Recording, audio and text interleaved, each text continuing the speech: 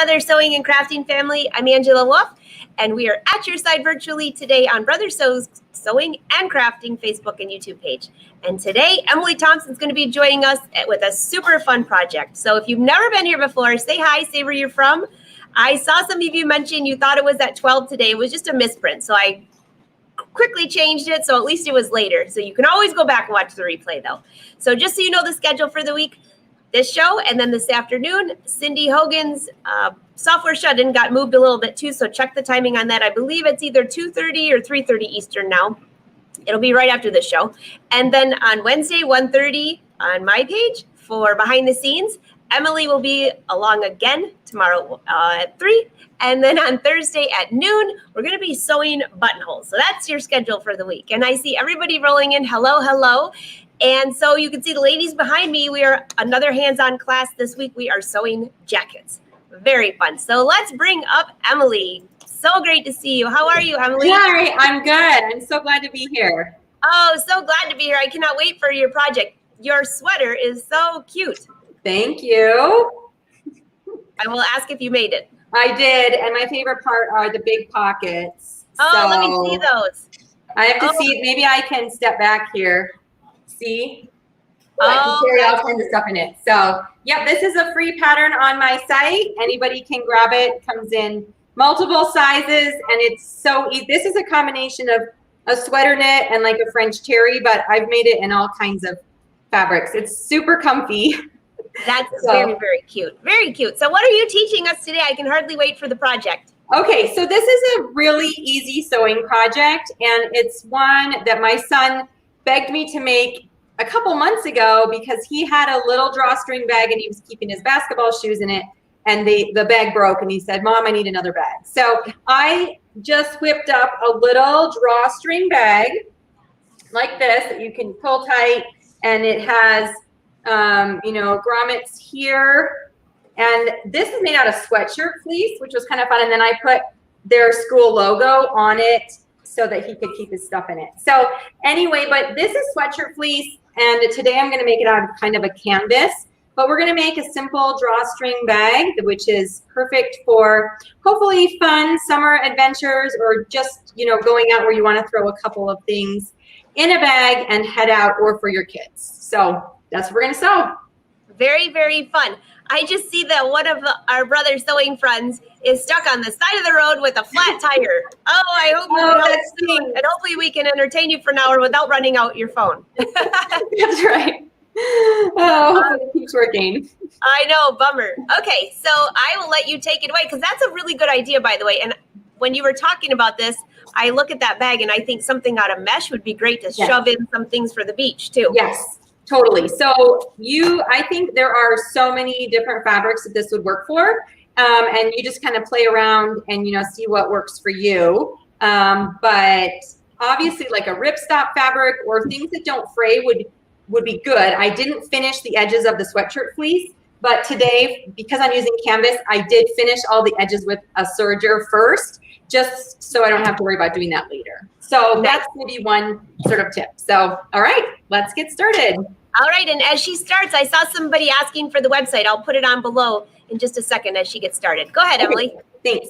Okay, so to make a drawstring bag, first of all, if you want more detailed instructions or links to things I'm talking about, you can head over to lifesosavory.com, and it's spelled the same as my Instagram handle, which is right above, and search drawstring bag, and you'll find all the details for this post. So just a little note, if you want to go ahead and find that, you can find the actual details of what I'm talking about. But I'm today going to be using this fun bird canvas that I bought for another project and have leftovers. So like I mentioned, because this fabric will fray and the inside of the bag, the seams aren't finished, which you could finish this after the seams. I just wanted to do them ahead of time. But I went ahead and serged all 4 sides of both pieces of fabric. And these pieces of fabric are 14 by 18 inches, which is the size of the bag that I made before, but you could totally adjust those sizing. Okay, so you need some fabric. You need some string for the drawstring. This is actually like clothesline fabric from a hardware or string from a hardware store, I think. It definitely came from like Home Depot or something like that. So not an affiliation with Brother, but this is just cording. And I find that buying it, you know, like at a home improvement store is a great way to get a ton of string for a good price. Okay, so that's where that came from. And this fabric, I feel like just came from online. So Carla, if you're really interested, you can go ahead and message me and I'll try to figure out and send you the link where this came from. Okay. So Emily, when you're holding that up, I had to do a double take. It looks like a whole wad of telephone wire. Yes, not telephone wire, cording. And I do see some people asking about the bird fabric.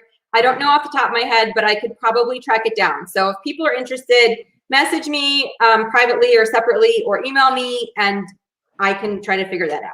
Yeah, okay, I love that. So fabric, cording, and then you could use buttonholes. So you can see here in the corner of my bag, we want this to be able to slide through, because as we adjust or cinch the bag, this placement changes. So instead of sewing it to the corner, I actually have it slip through so that as the bag adjusts, those strings can adjust. All right. And so you could sew a buttonhole in your fabric, but I'm going to use these grommets. So if you have the grommets, you need a setter, which I just have the super simple one. And I have my trusty hammer here, which we will do at the very end. So we are going to begin by sewing. Sorry. Yeah, I saw that.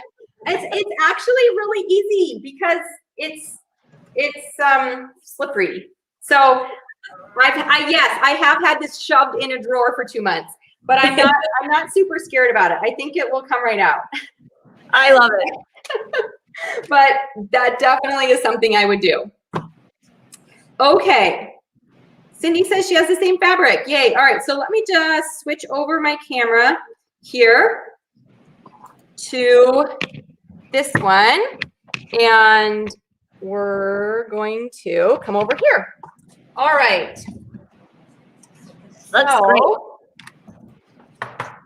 Most of this project will just be done on the sewing machine. So I'm going to go ahead and get that turned on.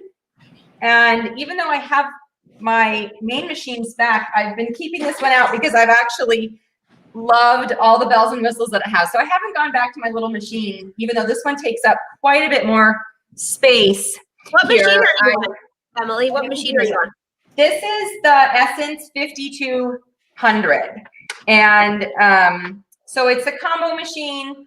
And I have my embroidery unit over here when I need it, but I haven't been able to put this one back away. I had it out for a while, and now I'm stuck with it, I think. Yeah, I've loved having it. All right, so I'm trying to be aware of my fabric direction because this does actually have a top and a bottom. So I think I have the birds' heads both facing up, and this was a perfect project for these scraps because I literally had just this much, and I just trimmed a tiny bit off in order to make these rectangles. So what we're going to do is we're going to start sewing about 2 inches down from the top on one side. We'll sew down, we'll sew across the bottom, and then we're going to sew up the other side to about 2 inches from the top. And the reason we're leaving those 2 inches is because we will be folding over the casing for that drawstring. So it doesn't have to be exact, but you know, we'll be sewing over about 1 inch approximately for that. And I like to make a nice wide casing so that string slides really easy back and forth through there and doesn't get stuck. All right, so I'm going to sew. I'm just going to use a normal 3/8 seam allowance, sort of a normal stitch length. Just want to make sure you guys can see really well here. And you could use your serger for this, except for you'll see in a minute why I'm not, because I actually like having the seam allowance to fold over at the edge of the casing. So I use my serger whenever possible, but I'm actually not going to use it on this project. So, and it will make more sense, I think, in a few minutes. So not a super wide seam allowance, just sort of a 3/8 inch, maybe a little bit more than that, but not any more than a 1/2 inch. I don't need a lot of extra fabric on the inside of my bag. And again, when I made this out of the sweatshirt fleece, I did not pre-finish the edges because that fleece is not going to fray. So depending on your fabric or how finished you want the inside of your bag to be, you can go ahead and pre-finish the 4 edges, or just go ahead and sew and leave the raw edges. So for the fleece, we just left the raw edges on the inside, and that bag was used for a whole basketball season and has held up great. So better than the one before that we got from good question. Somebody was saying, what seam allowance are you using? I'm not being super exact, but I would say between 3/8 and a 1/2 inch. So yeah, that sounds good. Yeah, enough that I'm grabbing a good chunk of the fabric, but not so much that we're going to have a bulky seam allowance in there. Did you have to use any special needle, or are you just using like a number 12, 14? Yeah, an all-purpose general needle, and your needle would be chosen depending on your fabric choice. So obviously, if I was using that sweatshirt fleece, I would probably be using more of a stretch needle. But for this one, I just have a regular needle in there. Okay, so now we have the start of the bag with the 3 sides sewn, and we've left this seam or this opening at the top. Okay, so what I'm going to do now to prepare the edges for the casing is fold the seam allowance over to the inside on both sides of the bag. So that's why you do want a little bit of a seam allowance, because I like to fold that over, which will actually finish the edges of the casing before we sew the casing over.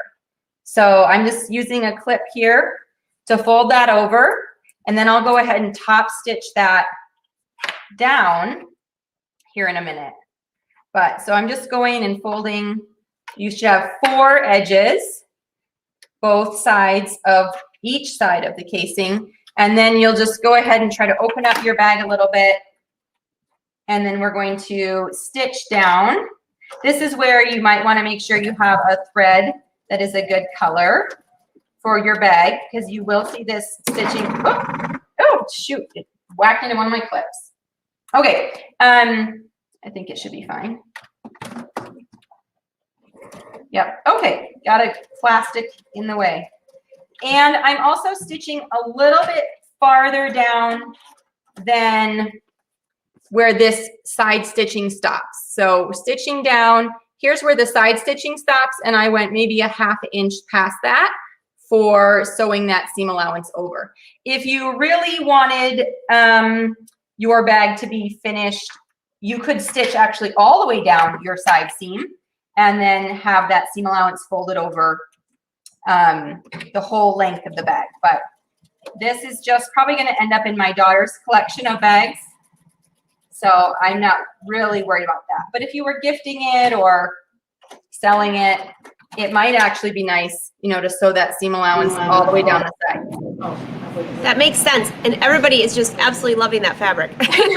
I'll have to look up. I bought it when I was making a faux leather bag a couple of years ago, and this fabric was the lining fabric, and it looked so fun because the outside of the bag was just, sort of a plain brownish color, faux leather, and then it had this really pretty, this bright color lining on the inside. So that's why I originally purchased it, but I have had it in my stash for quite a while. And I was actually trying to replicate, I can't even remember, but some fancy bag company where, they sell them for $900. And I was trying to get the same idea with this plain outside and then a really colorful inside. So, all right. So now we have the seam allowances of the casing folded over, and I have lots of little threads to clip. That's always the fun part. And I'll do some of that later, but sometimes if I have a long one over here, I don't know, that one got really long. All right, so then we're going to, on both sides, simply take and fold over this casing that we've created. And I don't know, I would say about an inch. You can see I'm not really measuring, I'm just estimating. But I'm also using this side as a guideline to see, okay, I stopped sewing there, so the casing can start there. Fold that over, and then pin or clip it in several places so that we can easily just sew that over. And I'll go ahead and fold over the other side at the same time, but you can see with that little seam that we just sewed how it gives a nice finished edge to the edges of this casing for that drawstring to slide in and out of without catching on raw fabric or me worrying about, all right, this fabric is going to start to fray and break down over time. So I know that at least for a while, it'll be able to slide in and out there really easy. Okay, so you've got the tops folded over, and now at this point, you can either choose to sew on the right side of the fabric, which sometimes I like to do and just feel that seam underneath, or you can go ahead and move the underside out of the way and then sew on the inside of the fabric, and of course keeping everything out of the way. I like to use the clips actually because with this 1 inch fold over, I'm actually able to sew under them, and then the clips just go on the side of the foot and I can just sew right by. So then it all stays in place really nicely. And I just have a neutral, I'm trying to think what I have on the bottom, like a neutral gray color. So nothing very exciting in my bobbin for the right side of the bag, but hopefully something that won't stand out. Okay, so now there's our casing seam. You probably actually can't see it, which is good. I don't really want it to be seen too much. I think you can see it pretty good, and I like those clips that you're using too. Those work so well when you're using thick fabrics or knits or something like that. Yep, okay, so there's the one side, and then you can see the nice finished edge there.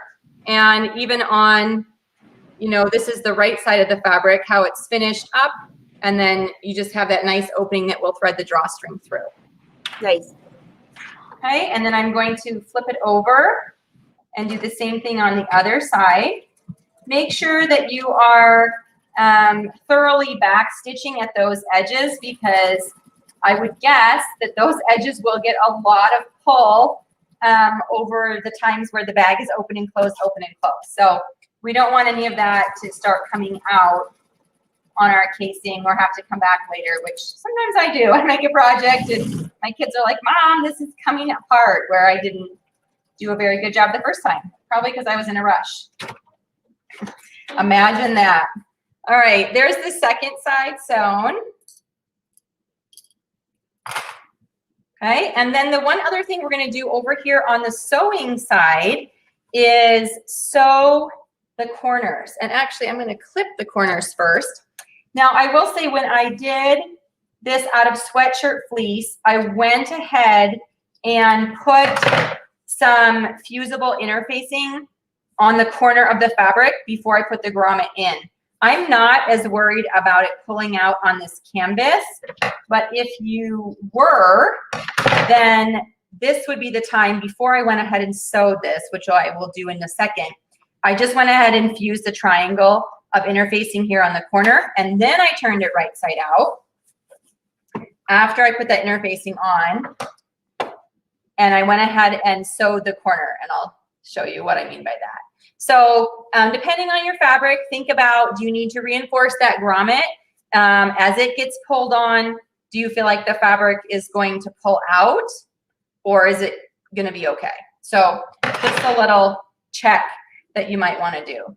Okay, so I like to sew across this corner so that our grommet is actually on 2 pieces of fabric that are close together and cannot be pulled apart by what is put in and out of the bag. So you could just go ahead and put the hole in, but then I feel like as we put things in and out of the bag, this fabric gets stretched and pulls at that grommet. So approximately maybe 1.5 inches up on the side.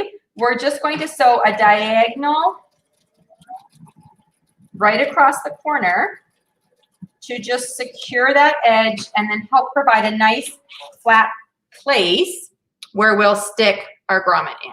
All right, so that's why before you sew that, you want to put the interfacing inside the fabric so that once you do this, and the interfacing is also secured with the stitches. So you could that makes sense, Emily. And there's one quick question while you're there. Yeah. Phyllis wants to know on the side seams, did you reinforce any part of that seam? I did not. I just sewed it right down. So okay. Yeah, it's just a single stitch. So that's why I guess one thing to do would be to sew it with your sewing machine first, then go back and, you know, you could serge over it to reinforce the seam if you felt like you were going to be carrying things that would really weigh this down. So I think it depends on your fabric and what you're going to be using the bag for. Sounds good. All right, so we are going to move back up here. Let me switch this. All right, so now I'll show you my workspace here. And we're going to do a couple of things. One, we're going to add the grommet here in the corner. And then two, we're going to measure and insert the drawstring. Okay, so I will first just add the grommets while I'm here. Sorry, these strings are driving me crazy. So I have, you'll want to get out. Again, this is just this very simple set that is set by pounding on. And get out the 2 pieces. You'll need, make sure I have 2 sides.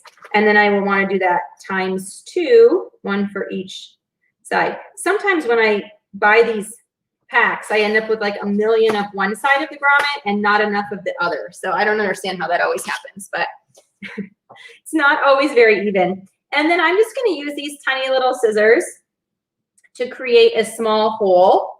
Depending on your fabric or the materials you have, you might want to use a sharp point or whatever you have to create the opening. And the problem with these is they're not very sharp at the tip. And what I want to do is just cut a tiny little circle. You do want to make sure you don't cut too big of a hole when you're planning out what you're how you're cutting, because if it's too big, then you will not be able to set this very securely and it will pull out. So if it's not big enough, then you won't be able to put your grommet in. But I like to be able to just stretch it a tiny bit and then set that in there nice and tight. So I put the small end through the hole. Then we take the larger side, put it over, and then we're going to set it using my high-tech little plastic piece here.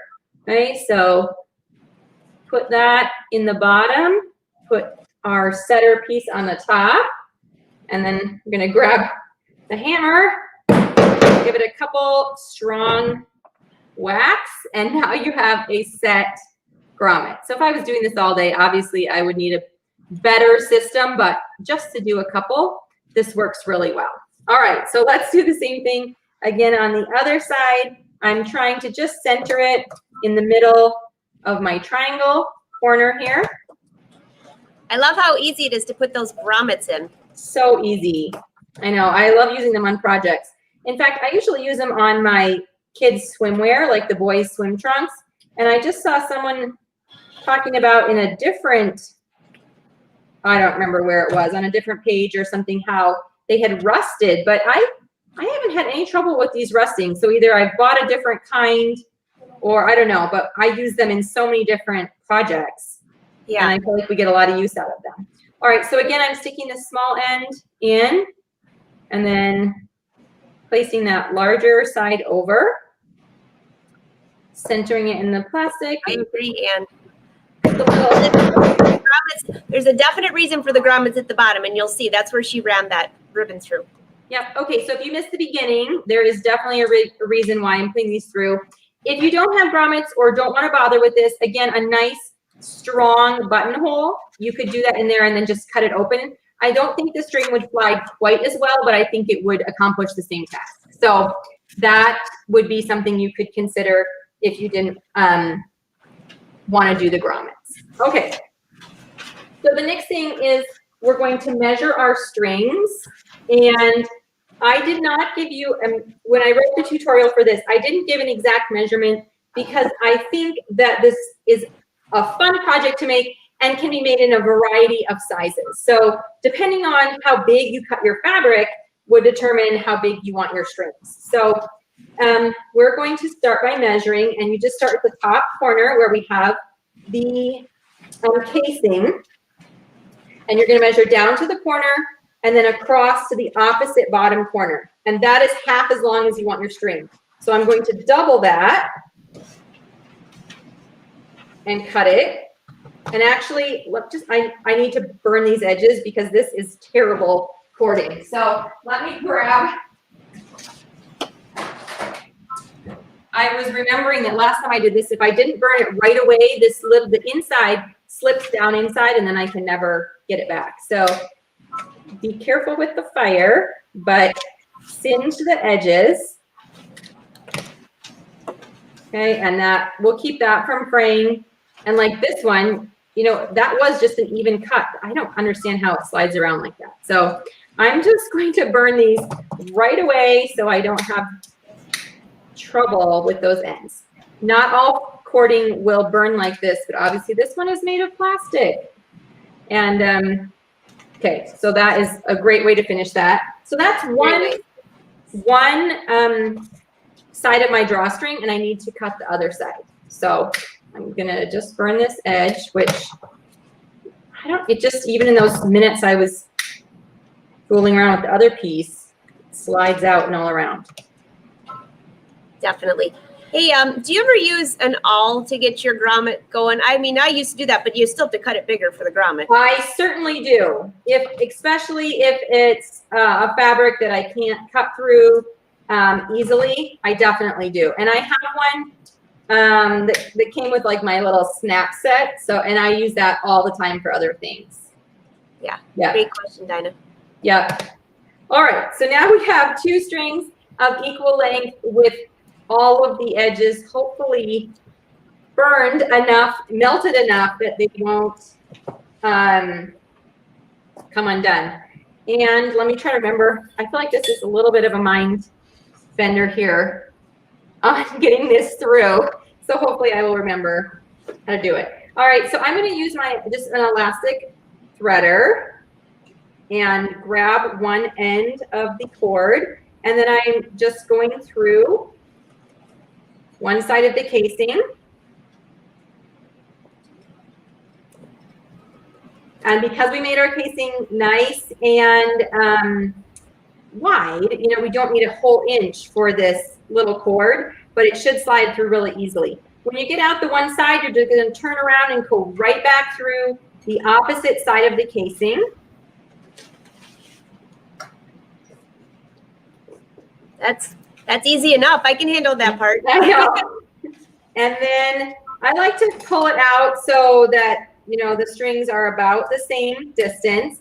And then you're going to take this through or down and put one of the ends through that grommet hole or buttonhole that you sewed, and then tie the other end in a knot. And I like to just tie, I don't even know what kind of knot this is called, but where you take both pieces of the cord and tie them together. But you could do a square knot or whatever sort of knot you feel like is going to be very strong, because you are putting your weight on this cording. So I just tied a knot close to the edge, and then you can see it runs along the side of the bag, and then it goes through both sides of the casing. So now here's the side, here's the thing I have to think about for a minute,